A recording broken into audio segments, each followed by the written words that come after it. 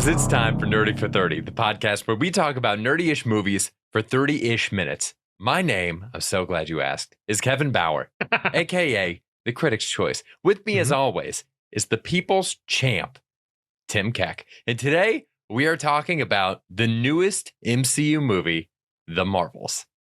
Marvels. Turns out there are 3 characters in the MCU that share similar light-based powers, and after a weird accident, they all become intertwined with each other, switching places, so they team up and go to figure out what's wrong. It revolves around the bangle that Miss Marvel found in her TV show on the Disney Plus. So if you didn't know what that was about, probably should have watched every single thing that the MCU's put out. And then they come together and use some teamwork and ultimately end up saving the day. I don't know. Am I missing anything, Kev? I think you're just missing one big thing, Tim, which is that this is a good movie and nobody's talking about it. It is a good movie. I like it. Me too. I like this movie a lot.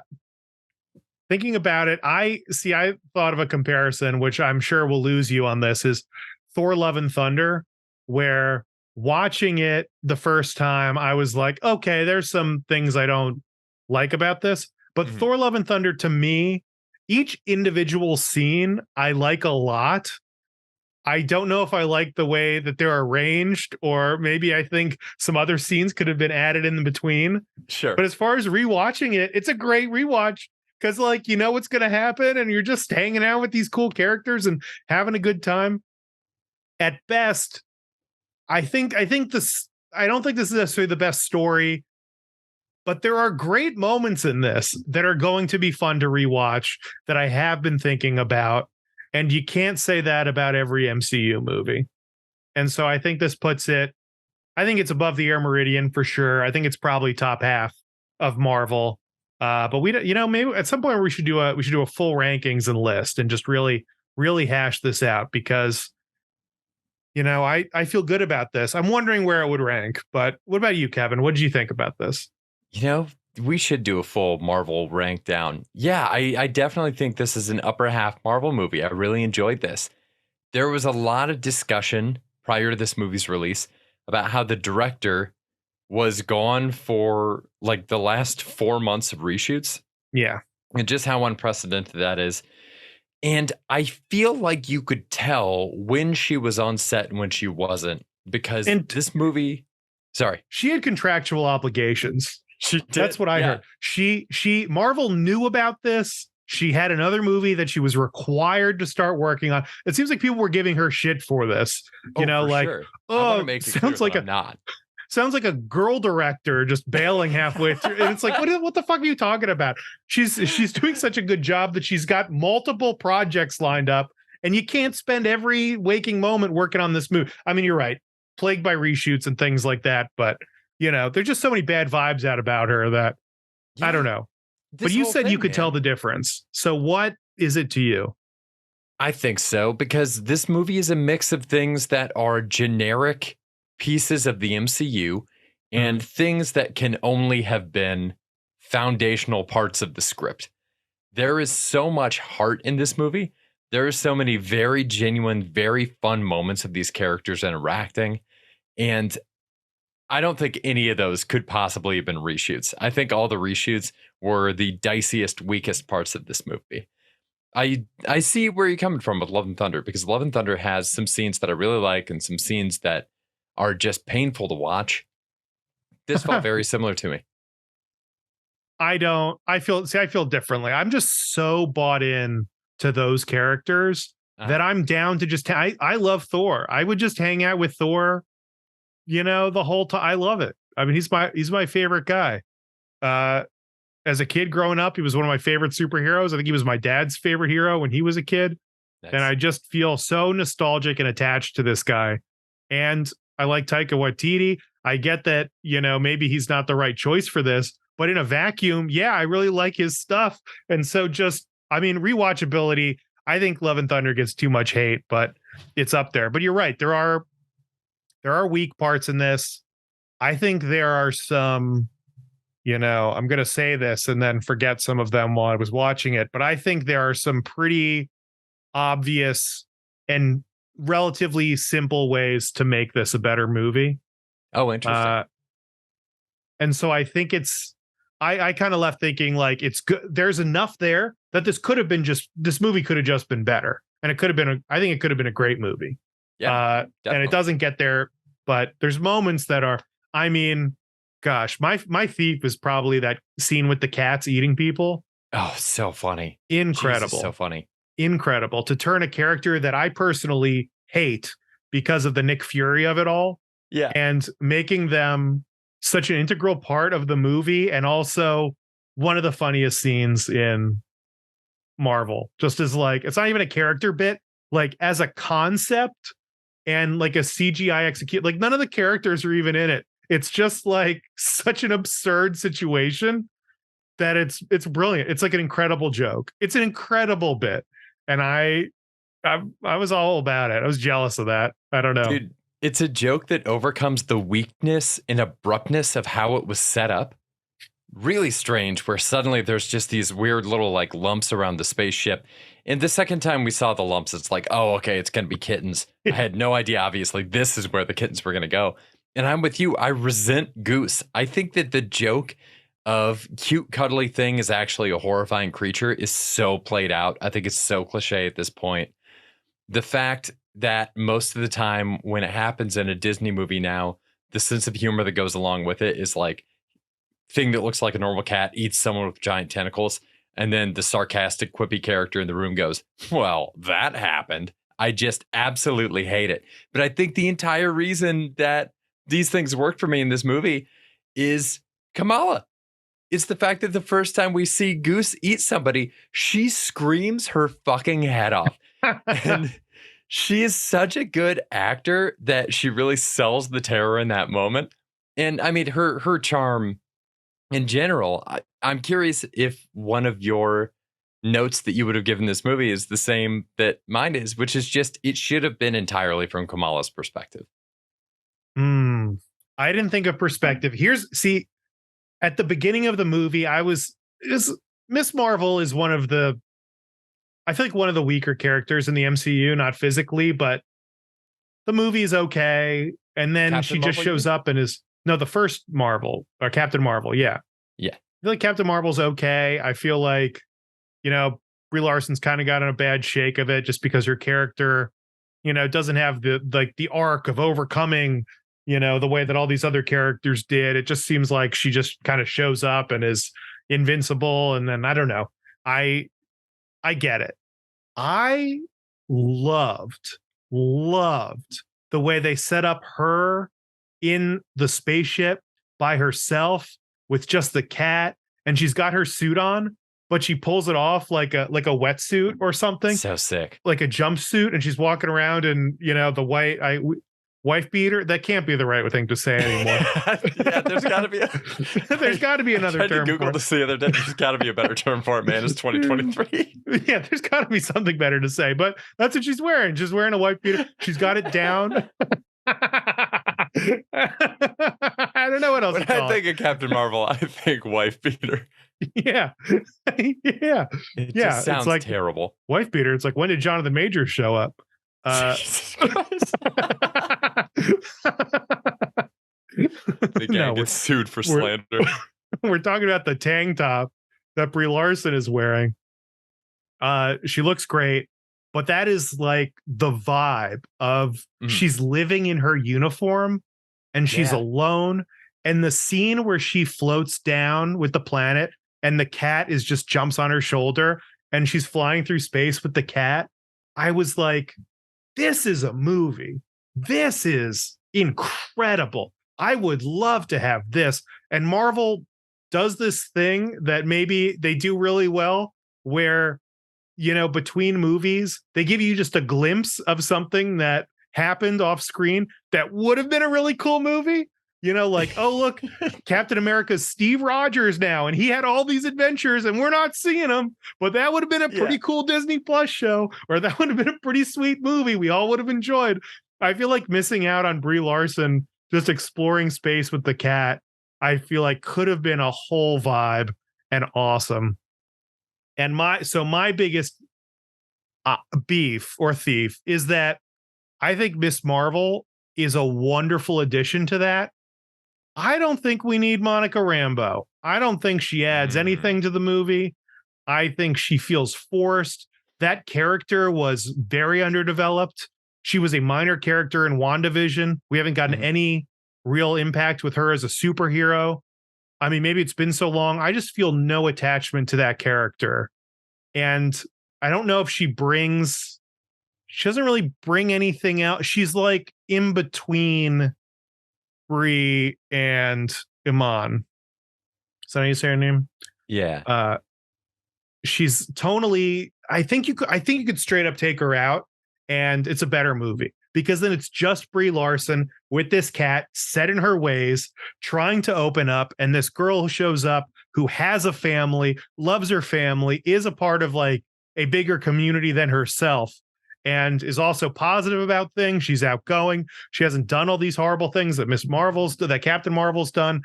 I think the contrast between them is so good that the Rambo thing just gets in the way for me. It really does. And I think if Interesting. she's not in it and they follow that first thread, it's a great movie potentially. Uh Damn. Yeah, yeah. I think I see what you're saying. I think structurally you could take her out. It would probably require bringing Nick Fury into the fold a little closer so that there is somebody else that can kind of be this intermediary between Kamala and Carol. But that's a really risky thing to do because of how badly they fucked up the character of Nick Fury. Nick Yeah. Fury is dead to me in these movies. He is a It's complete bad. non-factor at this point. It is heartbreaking how bad Secret Invasion was and how lame some of the stuff he's doing in this movie is. I mean, I have a hard preference for like cold spy master Nick Fury pulling the strings behind everything. And it just really takes a lot out of it when Nick Fury is like, being encouraging with people and meeting their parents. I like the version of Nick Fury that's like mean to Peter Parker. Like, Yeah. Yeah. That's the um, cool one where he shows up and is a dick to Iron Man. Like that's yeah, cool. it's what I Now he's want. just Maybe fun that's uncle. just not. Yeah, yeah. He's softened up so much that it's a different guy at this point. He's not it's a But different character completely. I do And like I like Monica a lot. I've liked Monica in the comics too. Was a huge fan of Next Wave. Um, hmm, I think that there are a lot of scenes with her. I just like Tanoia Paris too. There's like a scene where um like Kamala's doing something, she's super excited, and Monica's just like, all right, calm down, baby. And it's like so yeah, wonderful. I do Like she remember that. phrases it perfectly. Delivery is incredible. Um, She's so good. I I mean, like she's a it good from that actor. perspective. Yeah. I do think you're right. There does need to be some kind of an intermediary. I think really what I'm Does wishing is there? I think so, yeah, because there's Or got to be like Carol is like is not in a state in the beginning of this movie to talk to people at all, let alone like mentor a kid. but isn't that don't we have a million movies that are like, like the older, gruffer guy, and then they pick up a companion and slowly warm up? I mean, that's every rom-com. Like, I don't understand why we need an intermediary necessarily. The mission is the intermediary, right? Where they have to work together. They're attached because of this flippy thing. And so then she has to be with her. She's got the band. Like, they are tied together by fate in this. And I feel like that's enough to just explore and flesh out the character for it. I mean, another thing Nick Fury messed up in this whole movie was the power scaling in this, Sure. which Marvel is, I think, honestly, normally great at, I think, is the power scaling in this, or at least, I don't know, does it in a convincing enough way? I don't know. I mean, there are things like Thanos punches, Captain America in the face and he gets up. Yeah. But I don't know. It doesn't feel as terrible in the moment. But they're doing this thing where they're switching back and forth to fight two generic goons. And they're each in a location with two generic goons. And then Captain Marvel switches in, and all of a sudden she's having trouble with these two goons. And then they switch out, and now it's Monica Rambeau. And she's having trouble with these two goons. And then they switch to Miss Marvel, and she's having trouble with these two goons. Rambeau exists in this in between space where she's not as strong as Captain Marvel, stronger than Miss Marvel, and I'm just not sure how strong she is. It doesn't it doesn't make sense. Like, why can't she fight these people? She can't fly. And then Nick Fury's just like, well, it's time to learn to fly. Like, how do you even know she's capable of flying? It's what? And so reshoot. I'm telling you, that had to be a reshoot. I think that was one of the reshot scenes. It was so awkward. The fact that Samuel L. Jackson fought hand to hand with one of these monsters that was giving Brie Larson trouble or Carol Danvers trouble doesn't make any sense. I mean, this guy is just like trying to stab him and just with his pure strength, Nick Fury is able to hold them off and then do a cool gun thing. And I don't buy it. I don't believe it. That's also not usually his game. So, it's sloppy in that regard. It's definitely sloppy. Yeah. Yeah. I mean, Carol took a headbutt from Thanos and then was having trouble with these guys. It's tough. I think they probably did it for the sake of being able to do the switch fighting. And you could argue that maybe it's just how disorienting switching physical locations would be. It is a little bit of a bummer, especially because of how cool the location switching was. I thought going into this movie, it was going to be a total mess. Seeing that in the first trailer, that they were going to not only be juggling 3 characters, 2 of which audiences have only seen on Disney Plus before, and one of which people have very bad feelings about and was underexposed coming into Endgame. I'm like, we're going to have these people be on screen, have extremely similar names, and have them physically switching locations and expect the audience to follow that. And they did so well with it. It was super fucking cool. I loved it every single time they did it. I think a lot of it benefited from the fact that they took the time to do a training montage / sleepover, which was so much fun. Yeah, it was so cool to see that pay off in the end, where Kamala's doing the Doctor Strange thing and throwing out steps that Carol's jumping onto and making a slide. And it seemed like they each kind of had a dedicated thing. I noticed Kamala was always just going for the legs, trying to get the villain off her balance. It was really cool. I really bought them as a team. I did too, which is I'm still team Monica Rambeau could have been edited out of this movie, but I think they have great chemistry together. When it's the 3 of them just hanging out on the spaceship, it's great. They're good. I mean, they're great actors. They're just kind of vibing and figuring stuff out. I mean, those are the best scenes in the movie, are the 3 of them on the spaceship together interacting. Mm-hmm. And from there, they keep leaving. They also just appear places. Was I crazy with because they've got the sword facility that Nick Fury's on. Yeah. And it felt like Kamala, had a warm reunion with her family 5 times in this movie. And that is a very good point. Yeah. And they'd leave and then they'd show up on the sword thing. And then they would just be there. It felt like they would just be there. They were off doing something else. And then they're like, well, we need the Marvels. And then the Marvels walk in. They walk into the screen. It's not even they fly in or they appear in. They just walk into the room. There were moments where I just thought it was too great. And then we have to have a reunion with her family and everyone's crying. And it's kind of sweet. But I don't know. It felt a little abrupt to me. I don't know. Tim, I got a question for you. When did you know that Nick Fury brought Kamala's family to space as an apology for fucking up their house? Is that what it was? There's no other reason they would have gone to space. Why were they in space? I guess because their daughter is there and they want to be able to track her, or I didn't think it was absolutely insane, but it is weird that, and they're not, why don't they get eaten by the cat? Why isn't Nick Fury having a cat eat them? They're just a part of the thing. And Nick Fury's just a goofball and trying to figure stuff, but they are citizens. So why are just normal Joe Schmoes in charge of herding up, pun intended, I guess, with the crew? The trained crew, guys who are 200 plus years old, are being swallowed in favor of Miss Marvel's mom. That's who we need on the crack squad. I get it. As a movie, you have to have her there, but it's weird. What'd you think? I mean, I don't think there's any movie logic that checks out for why they had to be up there, but I'm glad they were, because they are my secret thief for this movie. They're so good. Her infrastructure. I'm so glad they didn't have her weird clingy, like men's rights activist friend from the show. I'm so Yeah. glad he wasn't in this Yeah. movie. But wow, Just am the I core glad that her three. family was there, because they are so fun to watch and they've got incredible chemistry. The same age joke, incredible. Got us so good. The brother, the Yeah, brother's dude. comedic timing is vicious. It's so good. The remote bit at the end, he just every joke he had crushed. It was incredible. Oh shit, they're It so was fun. incredible. I feel like the mom didn't get enough.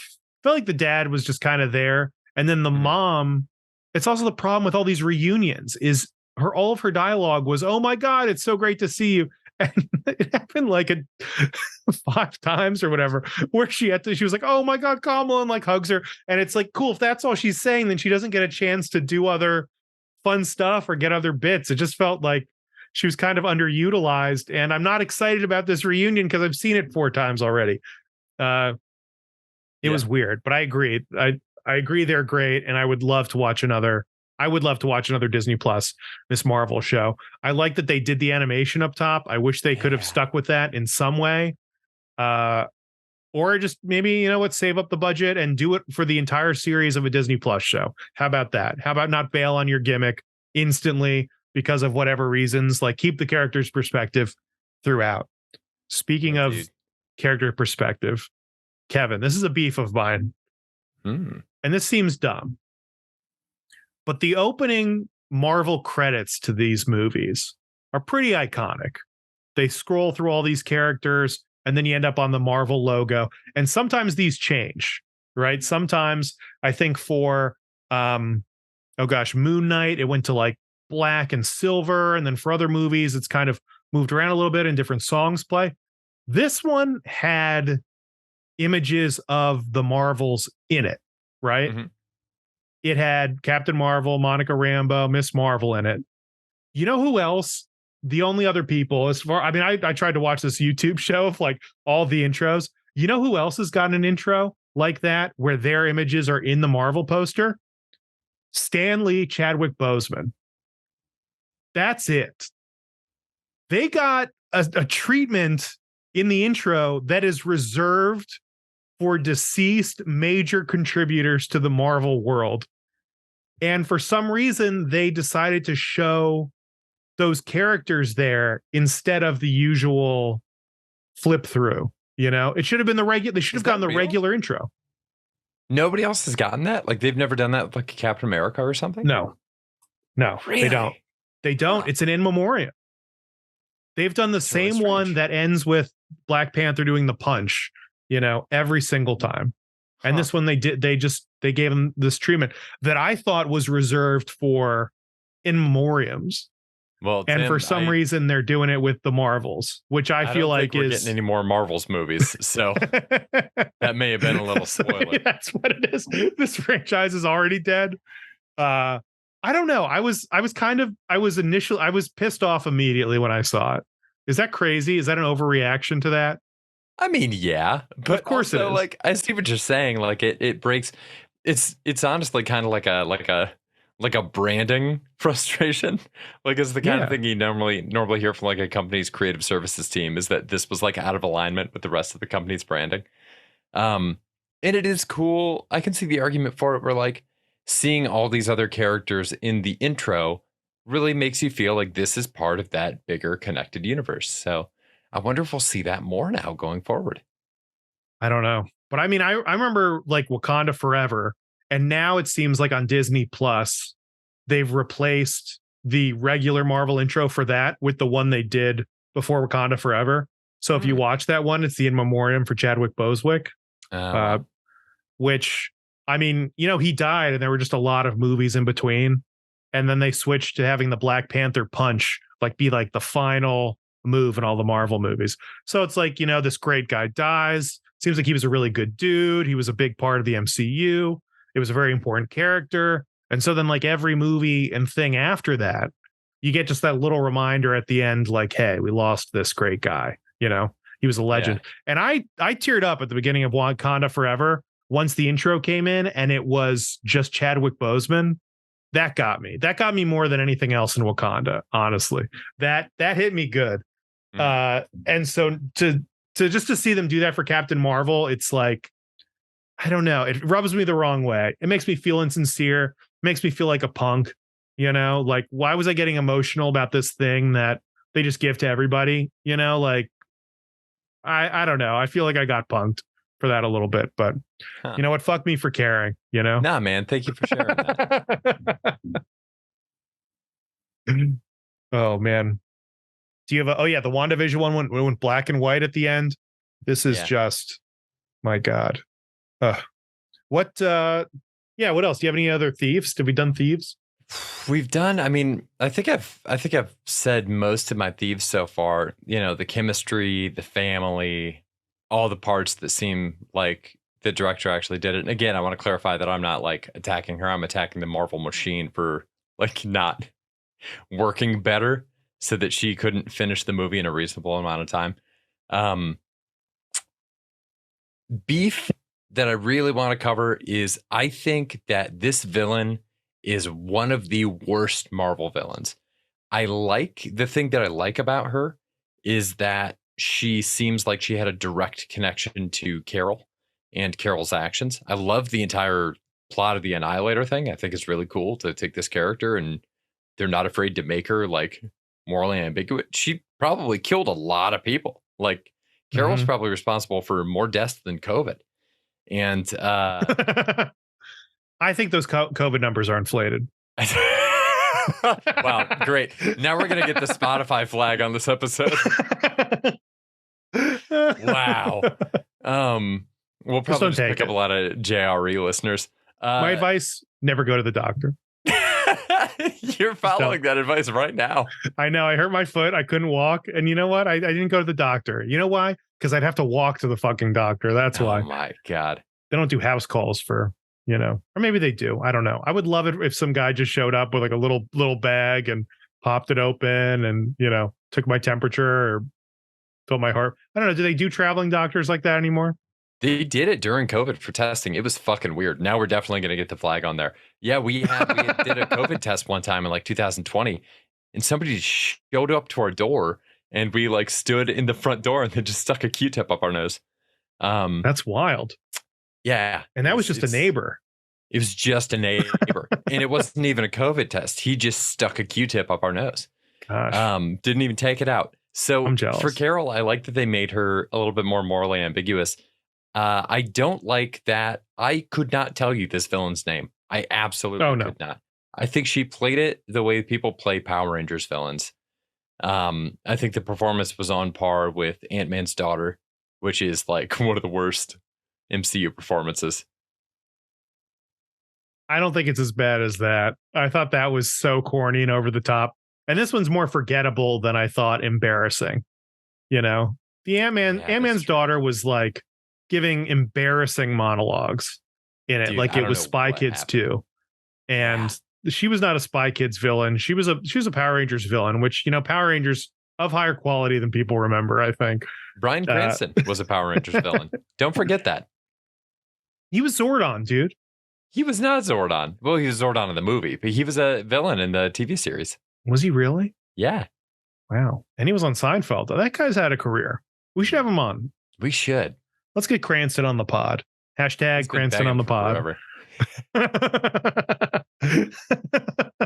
Tag him in it on whatever, on Threads. Let's get a Threads going and see if we can get him on the pod.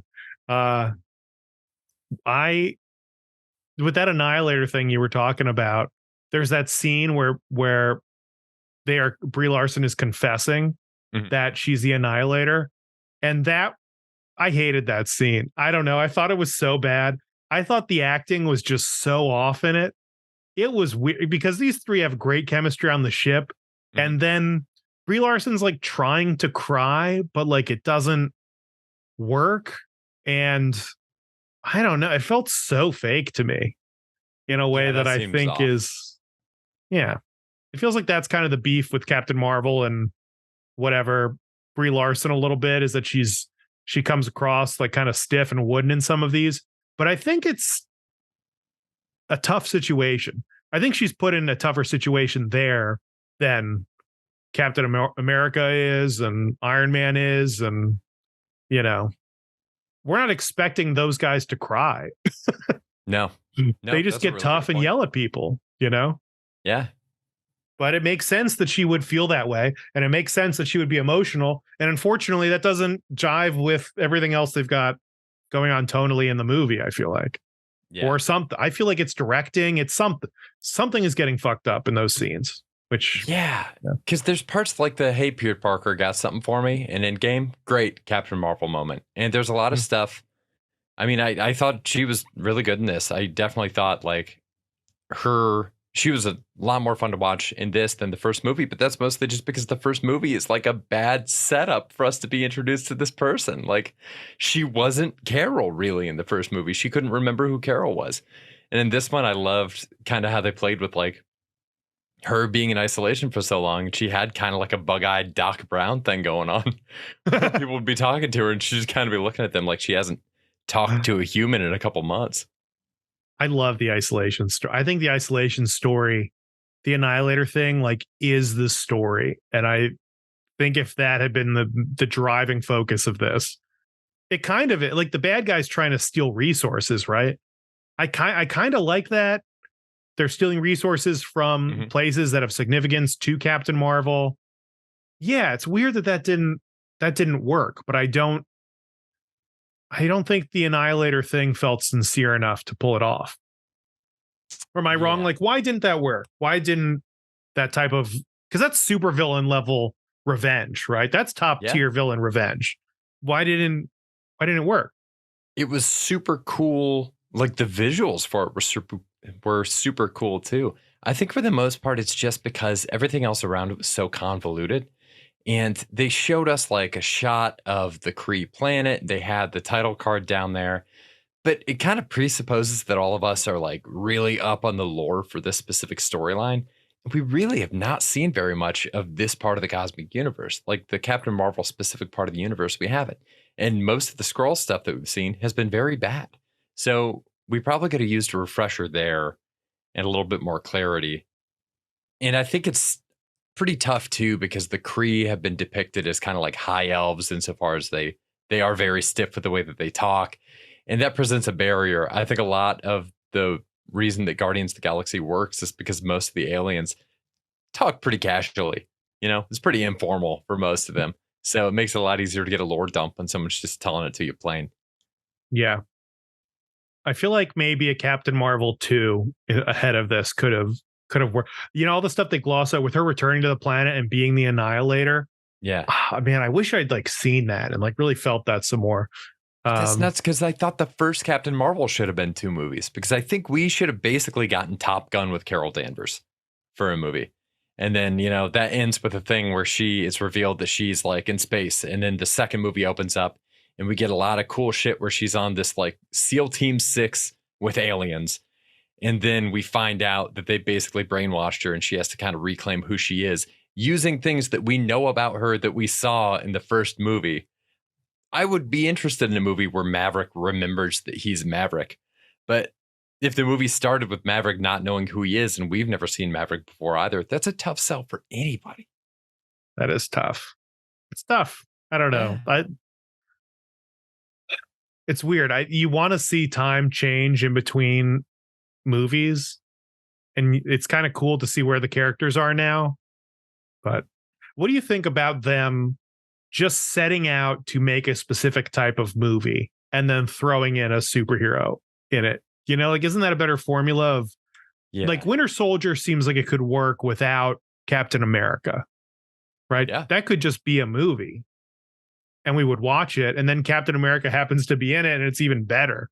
I feel like that wouldn't be a bad idea if they made this movie in a way that like it could have been done without any of these characters and then add them in, maybe. I don't know. Is that a That good formula, philosophy?